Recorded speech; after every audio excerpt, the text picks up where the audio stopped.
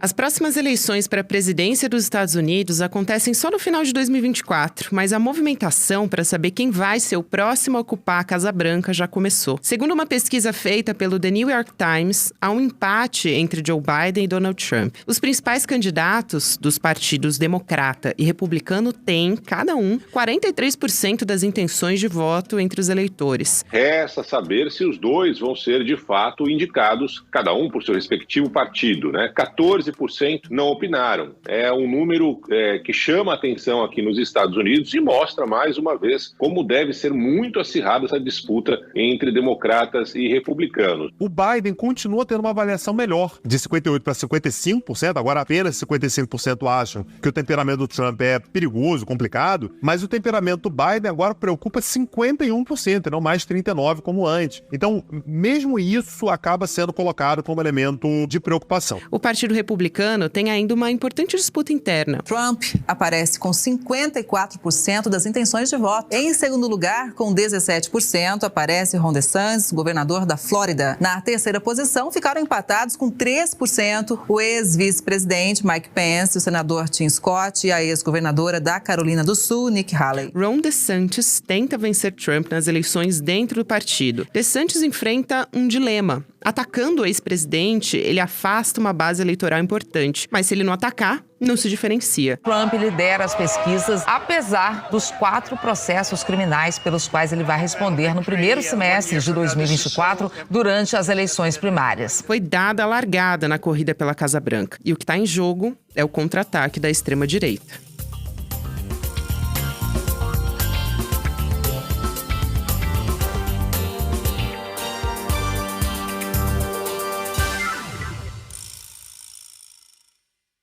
Sexta-feira, 10 de novembro de 2023.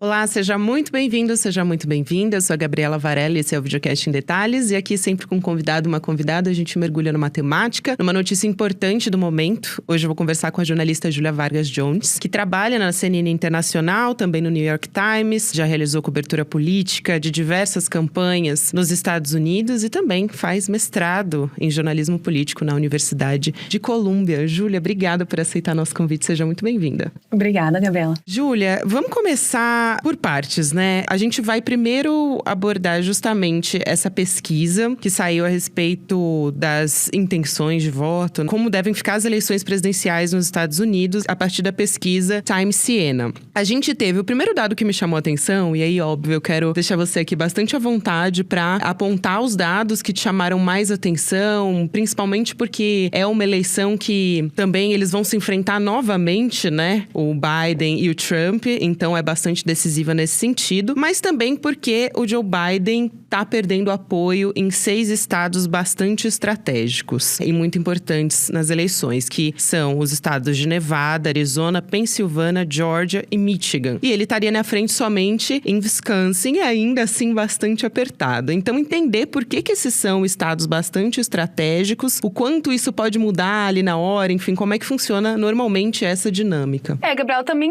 esse foi o fato que eu acho que mais me chamou a atenção e mais chamou a atenção de todo mundo nessa pesquisa, é a grande manchete. É Biden perdendo território por Trump em esses estados que ele tinha conquistado em 2020, que fizeram uma grande diferença. Agora, queria explicar um pouquinho por que esses estados são tão importantes, né? Por que 6 estados? Se a gente for olhar para como o sistema eleitoral dos Estados Unidos funciona, ele não se baseia no voto popular, né? Acho que uma das notícias que a gente pode relembrar a respeito é que em 2016 a Hillary Clinton ganhou o voto popular. Mesmo assim, Donald Trump foi eleito. Por quê? Isso acontece porque aqui o sistema eleitoral, ele é o Electoral College, ou seja, existe uma representatividade que cada estado tem de acordo com a sua população, e o número de eleitores, eles têm um número de pessoas que são representantes do povo para votar. Cada estado vai ter um número X, ou seja,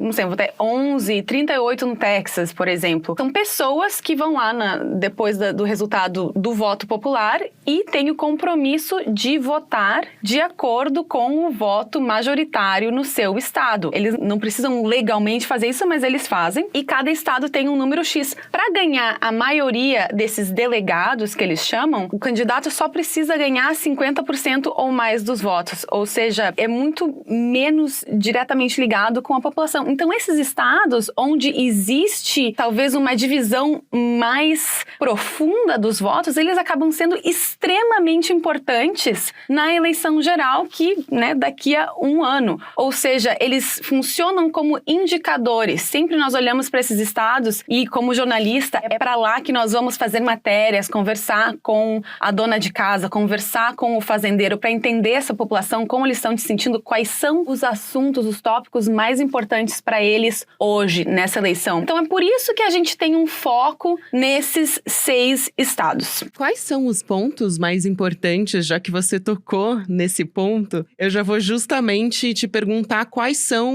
os motivos que fazem Trump ou Biden perder ou ganhar voto nesse momento. Então, eu acho que a gente pode ver da pesquisa também, de maneira geral, uma baixa aprovação do Biden generalizada. Ou seja, ele piorou e o Trump mais ou menos que ficou onde se esperava que ele estivesse, né? Então, uma das coisas que eles falam nessa pesquisa que eu achei interessante, que realmente aqui nos Estados Unidos, acho que existe um foco muito grande, e acho que cada vez mais esse modelo está sendo exportado, de certa forma, na personalidade do candidato, é a idade. Então, a desaprovação, não para sair da tua pergunta sobre as políticas, mas a desaprovação do Biden tem um pouco a ver com a idade. O que aconteceu? Nos últimos anos, ele teve muito mais exposição, teve muito, como presidente, é claro, ou seja, a gente acaba vendo vídeos dele tropeçando ou falando, se enganando. Essas coisas, pro bem ou pro mal, acabam tendo um impacto forte. E o Trump, mesmo que tenha apenas 3 anos a menos que Biden, isso chama ele muita se protegeu atenção. Um pouco disso. Chama, porque eu acho que tem um pouco de projeção também, O Trump tem uma projeção de strongman, Ele tem uma projeção de ser alfa, essas coisas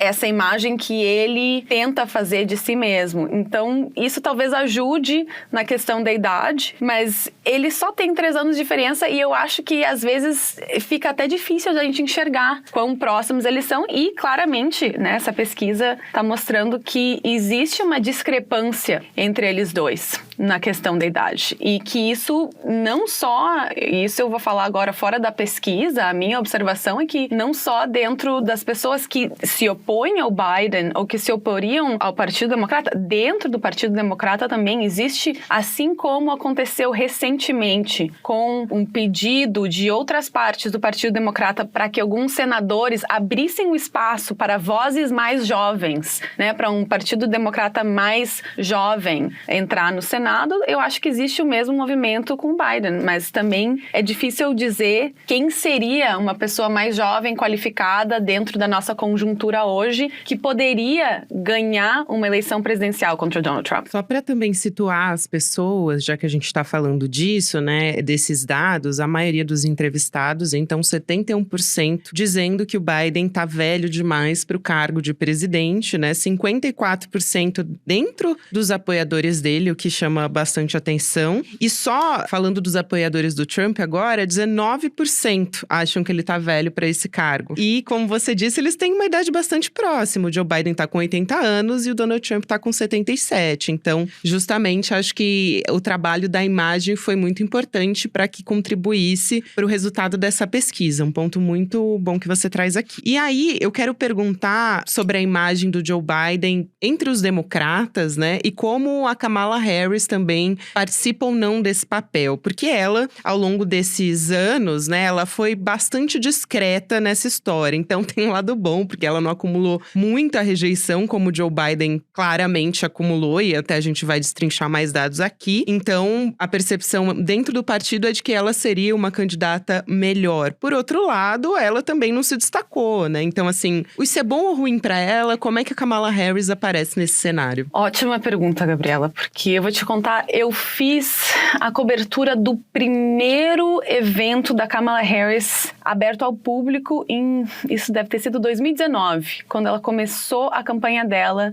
Foi aqui em Nova York, foi no Brooklyn. Eu acho que ela não se destacou o suficiente. Ela tinha uma promessa muito grande e ela, né, a gente fala assim, punched under the weight. Ela não chegou no potencial dela, eu acho, como candidata. E depois, agora, como vice-presidente, ela teve uma tarefa muito difícil, principalmente com a questão da imigração, né? Ela foi nomeada pelo Biden para lidar com a situação da imigração e foi uma situação muito difícil, onde a gente foram ondas e ondas de crises migratórias que estavam, por assim dizer, né, responsabilidade dela. No final, as lideranças para o problema de imigração foram trocadas, mas ela não conseguiu, mesmo fazendo um tour de vários países da América Central, da América Latina. Ela tentou e eu acho que também não conseguiu chegar no lugar de prestígio que ela estava buscando, né, com essa agenda de imigração. Poderia ter sido uma grande vitória para ela, mas isso também não aconteceu. Então ela tem um pouco de um track record, assim, não chegar lá. Inclusive, um dos memes, né,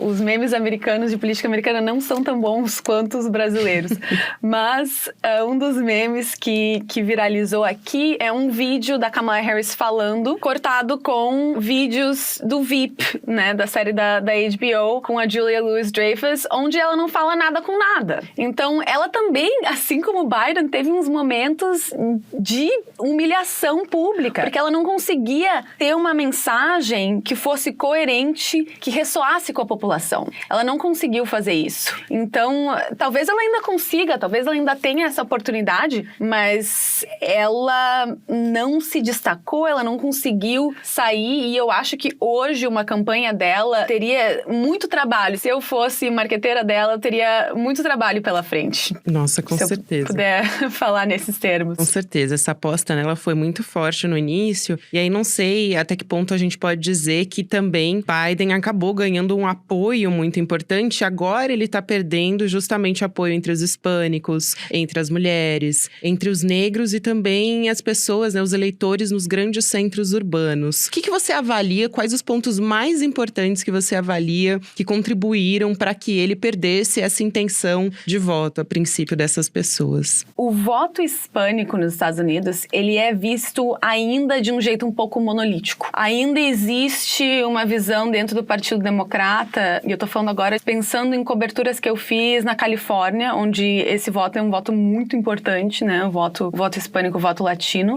Eu acho que não existe, os democratas não acordaram ainda para todas as diferenças culturais e políticas, né, que podem ressoar com o eleitorado latino. Ele não é um eleitorado necessariamente liberal no sentido político americano, ele não é um eleitorado necessariamente de esquerda. Muitas dessas pessoas que estão aqui nos Estados Unidos hoje, que se identificam como hispânicas, latinos, chicanos, o que seja, vêm de famílias ou são eles mesmos pessoas que estavam querendo fugir de regimes de esquerda. Então, quando Donald Trump, na Flórida, compara os processos contra ele, os processos criminais legítimos contra ele, a uma ditadura de Cuba, todos os cubanos que fugiram de Cuba acham aquilo ótimo, eles entendem. Então, o Trump conseguiu conquistar muitos desses imigrantes, muitas dessas pessoas que sofreram com um regime de esquerda na América Latina ou que tiveram alguma consequência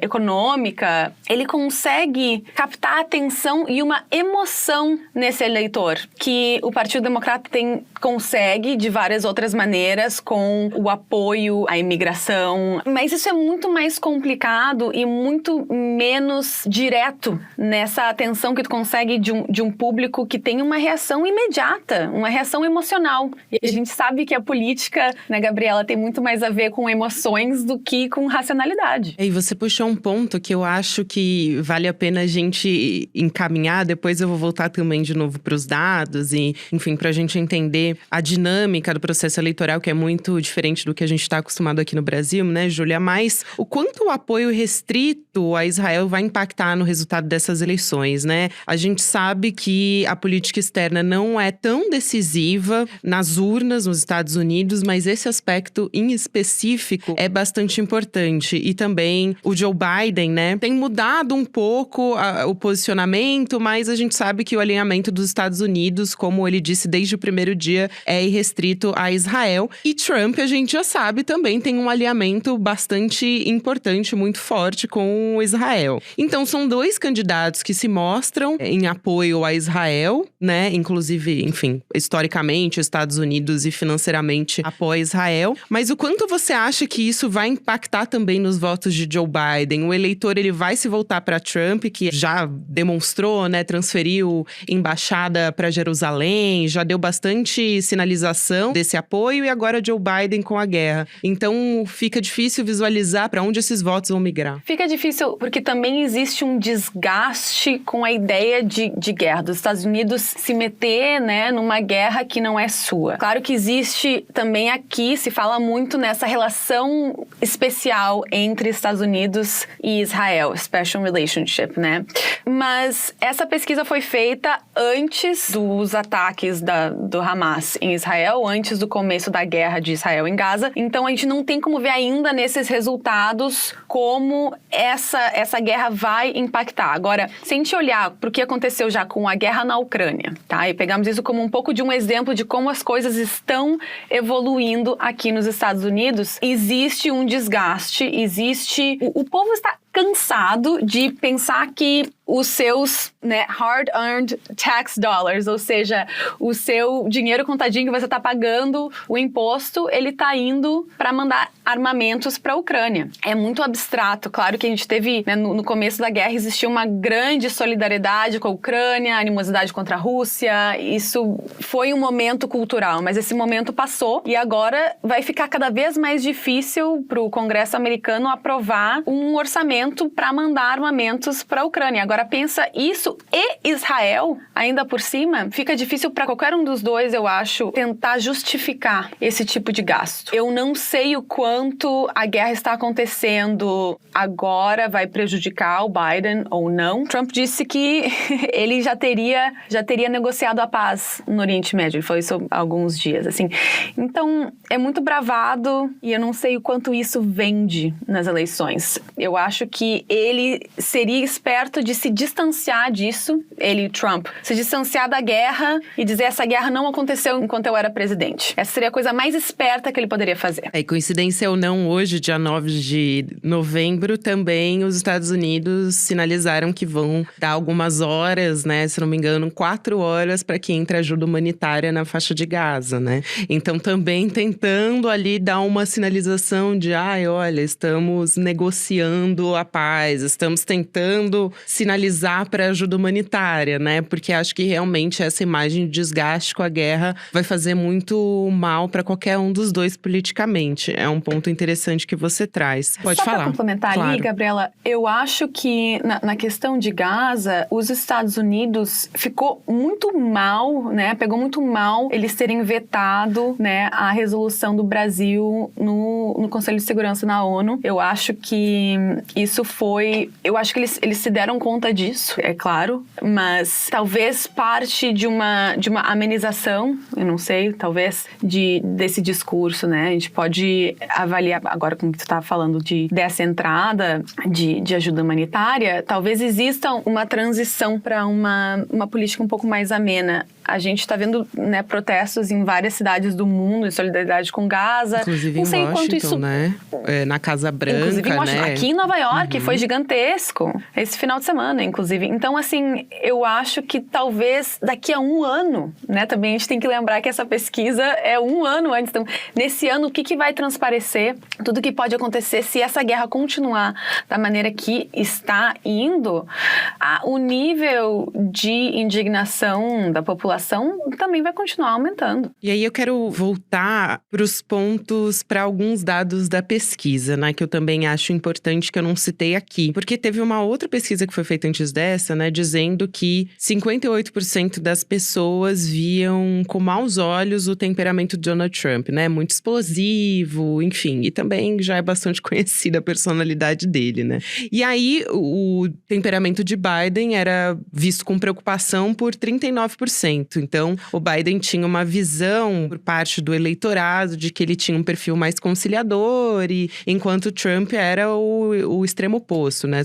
Completamente explosivo. Agora, essa diferença diminuiu e muito. E isso me chamou muito a atenção, porque 55% acreditam, né? Veem com maus olhos Trump agora, o temperamento de Trump, e 51% Biden. A diferença é muito pequena, né? Eu tô falando aqui de porcentagem. Essa desconfiança, então, no temperamento de cada um. Dá tempo de reverter essa imagem, já que a gente tá falando de 1 ano ainda de pesquisa? Ou você acha que realmente a imagem do Joe Biden tende a derreter cada vez mais, talvez? Olha, 1 ano, dá tempo. Mas vamos extrapolar, né, dessa. A gente não tem dados mais concretos, mais específicos, né, de o que é em cada um dos candidatos do temperamento deles, que os eleitores passaram a não gostar tanto no temperamento do Biden. Mas a gente pode imaginar, né, extrapolar um pouco, pensar que, em parte, tem a questão da idade, tem a questão de ele não ser tão incisivo em alguns momentos, que talvez o público tivesse gostado de ter um presidente um pouco mais incisivo. Ele se beneficiou do Covid, da crise do Covid, de certa maneira, porque ele pôde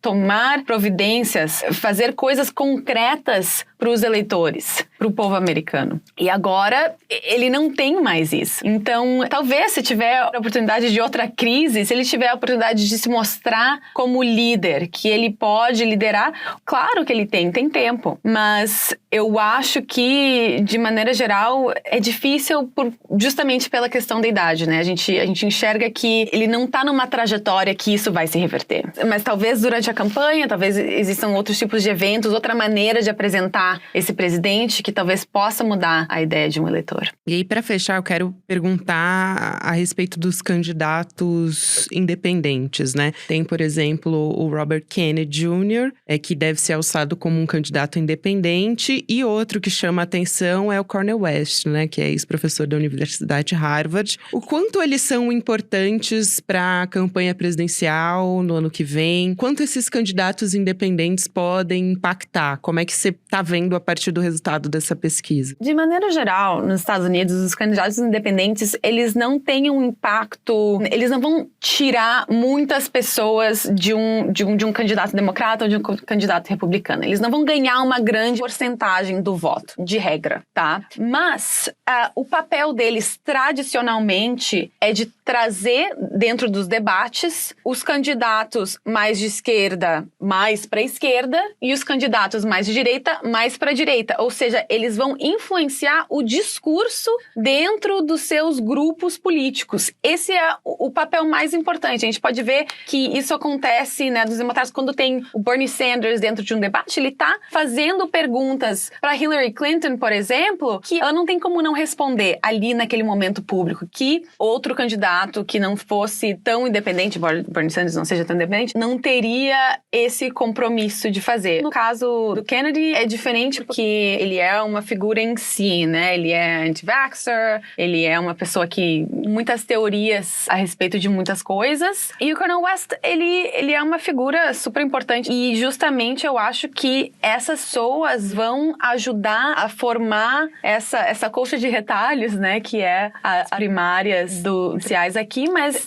em algum momento elas desaparecem. E a gente vai ter a mesma eleição entre Trump e Biden. E que isso em si, eu acho que é uma falha do sistema eleitoral americano. A gente já falou um pouco sobre, né, as as idiosincrasias e o que faz esse sistema tão único. E essa é outra delas, é que existem apenas 2 partidos que têm realmente chance de ganhar eleições presidenciais. Acontece de vez em quando, dentro de um estado, um estado estadual, tudo bem, isso talvez aconteça de vez em quando uma pessoa do Partido Verde, ou independent mesmo, que eles chamam aqui, que é simplesmente uma pessoa sem partido, é independent, terceira via americana. Então, isso cria já, né, dentro da gênesis da política americana, desde o começo, existe uma dualidade, uma divisão muito mais funda do que no Brasil, por exemplo, onde tem N partidos que podem ter representantes. Nossa, com certeza, né? Ainda mais depois das eleições de Bolsonaro, que o PL, que era um nanico, né, virou um partido enorme, enfim, com muita influência no Congresso, inclusive. Essa fluidez, ela não existe aqui, né, Gabriela? Então, isso é uma coisa muito importante. A gente fica olhando,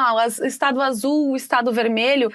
E realmente existe uma ideia muito binária do que são eleições aqui. Não tem uma terceira opção. Então, tu me pergunta da importância desses candidatos. Tudo bem, existe agora. Esse ano é o ano desses candidatos. São pessoas que eles estão aí para difundir ideias diferentes, para influenciar outros candidatos que realmente vão ter chances de ganhar uma eleição. Mas, de maneira geral, esse país não dá espaço para esse tipo de candidato independente. É interessante a gente ficar de olho em como esses candidatos independentes, né, vão contribuir ou, enfim, impactar de maneira geral nas eleições, e também como é que esses estados vão se comportar, esses 6 estados, né, que representam 79 delegados no colégio eleitoral, que nos Estados Unidos é muito importante para vencer a eleição, principalmente porque os outros estados, né, até você me corrigir se eu estiver errada, para vencer a eleição você precisa de 270 delegados e alguns estados já estão, a maioria inclusive, mais marcados, né, a gente já sabe, esse daqui vai votar nos republicanos com certeza, e eles, né, esse outro estado já é mais conhecido pelo voto democrata. Então, são realmente esses 6 que a gente tem que ficar de olho nos próximos meses e até chegar de fato na campanha eleitoral dos Estados Unidos. Júlia, quero te agradecer muito aqui, foi um prazer te receber, um grande abraço para você e até uma próxima. Seja sempre bem-vinda. Obrigada a você, Gabriela. Um beijo, até mais. O Videocast em Detalhes fica por aqui, o próximo episódio vai ao ar às 10h30 da manhã, ao vivo no YouTube, por onde você acompanha toda a programação do ICL Notícias, sempre de segunda a sexta-feira, e você também pode acompanhar o Em Detalhes nas principais plataformas de áudio, a partir das 7, 8 horas da manhã, o episódio já fica disponível para você. Hoje, especialmente, eu quero te fazer, mais uma vez, para você que é ouvinte diário do Em Detalhes, já sabe, um convite para o primeiro filme original do ICL, o documentário aqui, que a gente tem muito orgulho, inclusive, de fazer um debate ao vivo a respeito disso. É uma conquista pra gente. Vai ser um debate aberto a partir do documentário De Quanta Terra Precisa o Homem. Os trechos desse novo documentário vão ser exibidos, inclusive, no dia 12 de novembro, às 8 horas da noite. E aí você vai ficar por dentro dessa história, né, dessa verdade a respeito do MST que as elites fazem questão de esconder. Esse encontro vai contar com a presença do João Pedro Stedley, também o diretor nacional do MST, também a Laura Sabino, youtuber e também militante do MST, e moderação do Eduardo Moreira, dia 12. Então anota na sua agenda, 8 horas da noite. Você pode garantir a sua vaga em icl.com.br/Em Detalhes. O Em Detalhes fica por aqui. Até amanhã.